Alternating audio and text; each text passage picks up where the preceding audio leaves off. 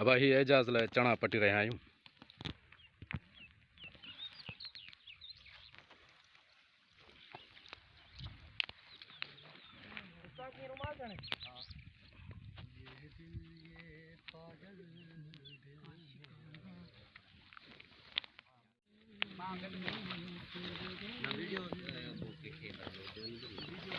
आसिफ कारीगर नुसरत बरियो हले Asif camera man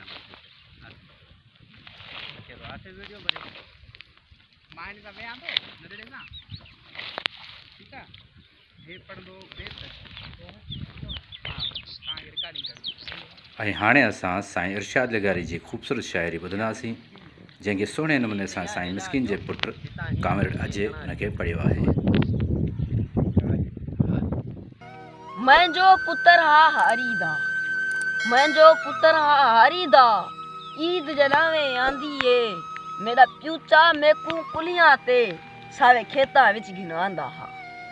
कि जो ईद वाले बाजार अंदर हर चीज टकिया नाल मिलदी है ते टके बेकण आन किथां जो घिंदे वे रांदी के हा बस उन्हीं किते ओ खेतां विच हथ चा मेकू वदा हा ओ देख परूं सोना नील गगन मेरा बचड़ा सारा तेड़ा है ओ सुन बटेर जो बुलेंदा पे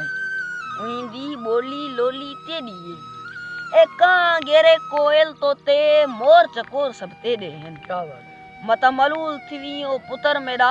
ए धरती माँ जो तेड़ी है इनी धरती दा दरिया तेड़ा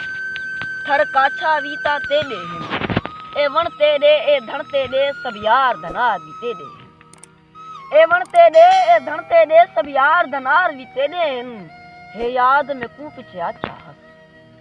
हे याद में कू पीछे आख्या हस एक गाल पुत्र मेरी याद रखी बाजार ताई एक बान आए जता हर रख के देखी से हे झंग असुल नंग पाल अपना अबे डाडे कनु लज पाल अपना ए वण असल वडी गाल हिनी मित्र पकी पसमाल हिनी वडा थी उना दा ख्याल रखी हर कदम मा सबे हाल रखी बस उन डी कनु अज डी ताई जंग साव अपना वे साव अपना मैं जो पुत्र हा हरीदा मैं जो पुत्र हा हरीदा मैं जो पुत्र हा हरी